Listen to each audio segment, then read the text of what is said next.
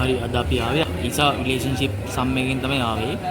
මට කියන්න ඕනේ සබ්ස්ක්‍රයිබර්ස් අපිට 620ක් ඉන්නවා. මේ තව පොඩ්ඩයි තියෙන්නේ 1000 ගෝල් එකට. පුළුවන් තරම් ෂෙයා කරන්න, සබ්ස්ක්‍රයිබ් කරන්න. really means a lot. හරි අපි ගානට එමුකෝ. මේකෙන් දැන් ඔයාලා එක්සෑම් එක කරලා නිසා ඔයාලට මතකත් ඇති. හැබැයි ඒත් මම මිඩ් එක ටාගට් කරා. මේ මිඩ් එකට ආපු සම් එකක් තමයි මේ කරන්නේ අපි.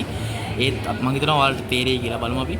මුලින්ම මෙතන දිනවා which option below is most appropriate mapping for the ISA ISA hierarchy. ඒ කියන්නේ ඔප්ෂන් එක මොකක්ද කියලා අහන්නේ. ඔයාලට මම සිම්පලි කියනවා තියරිටිකලි මුලින්ම ඒ කියන්නේ ඔයාලා ඔලුවට එන ලේසිම විදිහට තමයි කියන්නේ. ලොකුට අදන්නේ. මුලින්ම දැන් මෙතන ISA hierarchy න් පස්සේ මේ තියෙන දෙකක් තියෙනවනේ.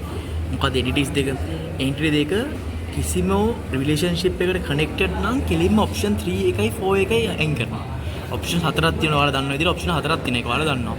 මේ සබ් ක්ලාසස් දෙක මොකක් හරි රිලේෂන්ෂිප් එකට කනෙක්ටඩ් නම් මේක හරි රිලේෂන්ෂිප් එකට කනෙක්ටඩ් නම් එතනින්ම ඔප්ෂන් 3 and 4 නෑ. ඒක අපි කන්සිඩර් කරන්නේ නෑ. ඊට පස්සේ අපි කන්සිඩර් කරන ඔප්ෂන් 1 and 2 නේ තියෙන්නේ. ඒකෙත් දැන් මේ මුකුත් assume කරලා නැත්තම් සාමාන්‍ය දෙනවා cover staff and customer covers person. ඒ වගේ එකකව දෙනවා. ඒ මුකුත් කියලා නැත්තම් අපි assume කරන්නේ මේක disjoint and partial කියලා. ඒක තමයි defaultly අපි assume කරන එක. දැන් ඔයාලට ඒතර ඔප්ෂන් දෙකෙන් ෆස්ට් ඔප්ෂන් එක ඕන එකට හරියනවා. ඒ කියන්නේ ඔප්ෂන් මේක ෆස්ට් ඔප්ෂන් එක ඔයාලට පේනවා ඇති.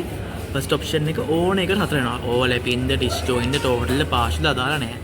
මේ ටෝටල් එක වුණොත් තමයි ඔප්ෂන් 2. ඒ කියන්නේ දැන් මේ ගානේ ටෝටල් නෙමෙයිනේ. අපි බැලුවා. ඒ කියන්නේ ඒක පාර්ෂලි මොකද්ද? ඩිස්ජොයින්ට් වෙයි. ඒ කියන්නේ ටෝටල් නෙමෙයි. දැන් මෙතන ඔප්ෂන් 2 වෙන්නේ ටෝටල් වෙන්න ඕනේ. දැන් මේ ගානේ ටෝටල් ද නැහැනේ. ඩිෆෝල්ට් මොකද්ද තියෙන්නේ? ඩිස්ජොයින්ට් වී පාර්ෂල්. ඒ කියන්නේ ඔප්ෂන් 2 ඒ කියන්නේ මොකද උත්තරේ ඔප්ෂන් 1. මෙතන ඔප්ෂන් 4 තියෙනවා.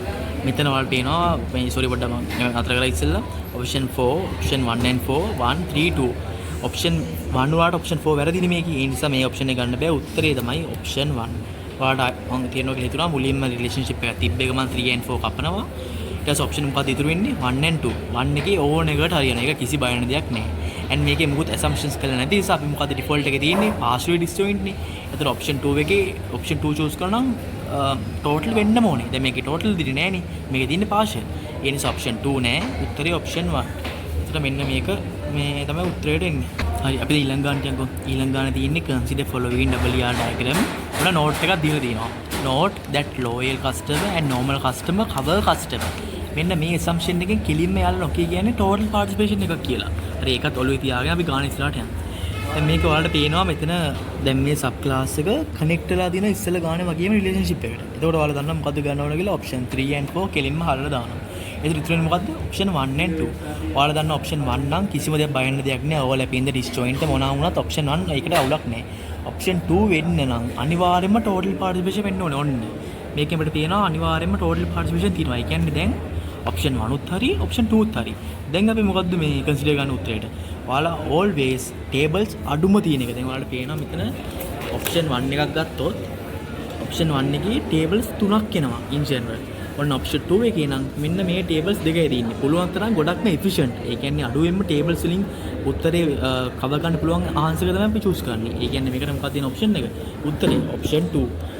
මෙන්න මේක තමයි උත්තරේ. හරි එතකොට අපි ඒ ගානත් කරා උත්තරේ option 2. එතකොට අපි ඊළඟ ගානට යමුකෝ. හරි අපි දැන් ඊළඟ ගානට යමු. consider the following ER model. ඒකේ තියෙන්නේ අපිට මේ statement එකක් දීලා ඒකේ incorrect එක මොකක්ද කියලා අහනවා. අපිට එකක් හරි ගොඩක් හරි save ගන්න පුළුවන්.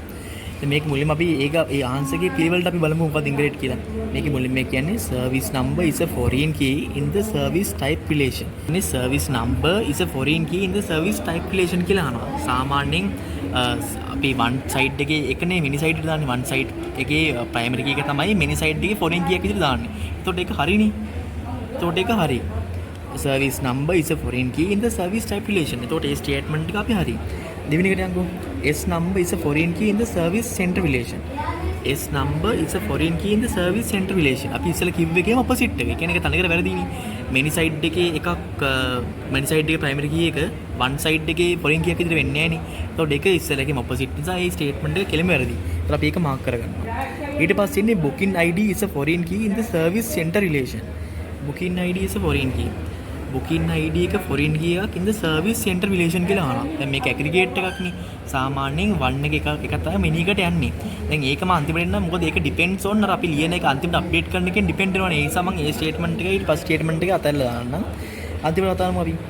booking ID is a foreign key in the offers relation. කිසිම සම්බන්ධයක් නැහැ booking ID එකේ offers එකේ. මොකද මේ දෙකේ many to many relationship එන්නේ මේ දෙන්නේ. ඒකට ඒක confirm වෙනවා incorrect කියලා. ඒතකොට 2 3 2 4 අන්තිම එකයි confirm. අපි බලමු මේ දෙක දැන්. මේ දෙකේ සාමාන්‍ය අපි කියන්නේ aggregation relationship එක ඔයාලා දන්නවා. මේවා relation එකේ අරන් යද්දි අන්තිමට update වෙච්ච එකට තමයි අපි මේකේ primary key එක දාන්නේ. මේ මොනාලියොත් අන්තිමට update උනේ මොකද්ද කියලා බලමු. මොකක්ද අන්තිමට update උනේ? අන්තිමට update උනේ service type එක. එයි අපි මේකේ primary key එක දැම්මනේ මේකේ foreign key එකට.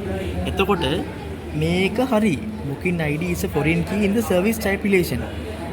මේකේ primary key එක යනවා මේකේ foreign key එක විදියට. එයි one to many එකක්නේ. so fourth statement එක හරි. ඒකෙන් කියන්නේ මොකද්ද third statement එක වැරදි කියලා. ඒ කියන්නේ second statement එක third එකයි fifth එකයි තුනම වැරදි. අහන්නේ incorrect එකනේ. ඔයාලට මම හිතනවා ඔයාලට මේක තියෙන්න තියෙන්නේ මොකද always අපි update කරන්නේ aggregation relationship එකේ අන්තිමට update වෙච්ච table එකට තමයි මේ one set එක දාන්නේ. මොකද මේක aggregation නිසා. දැන් මේක අන්තිමට update උනේ service type එකනේ. මොකද one එකේ ඉඳලා many එකට අපි foreign key එක යවුවනේ. so එහෙන් බලද්දී අන්තිමට incorrect statement එක එන්නේ 2යි 3යි 5යි. මම හිතුවා ඔයාලට මේක තියෙන්නේ නැති කියලා. අද මම අරන් ආවේ මේ සම්ස් තුන තමයි ඉස්සරහට අරන් එන්න හිතනවා සම්ස් ටික.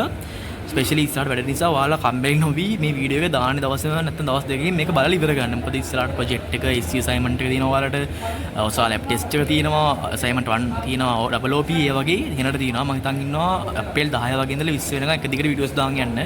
එතනින් එයාත් අතරින් පතර එකක් දායි. මේ මොකද අපිට හිතන්නේ මිඩ් වලට තියෙන්නේ අප්‍රේල් 20න් පස්සේ. ඒ නිසා අපි ඉස්සරහට වීඩියෝස් දානවා රැඳී ඉන්න. කොහොම මේ thanks for all the subscribers and likes and comments share ගන්න යාළුවෙක්.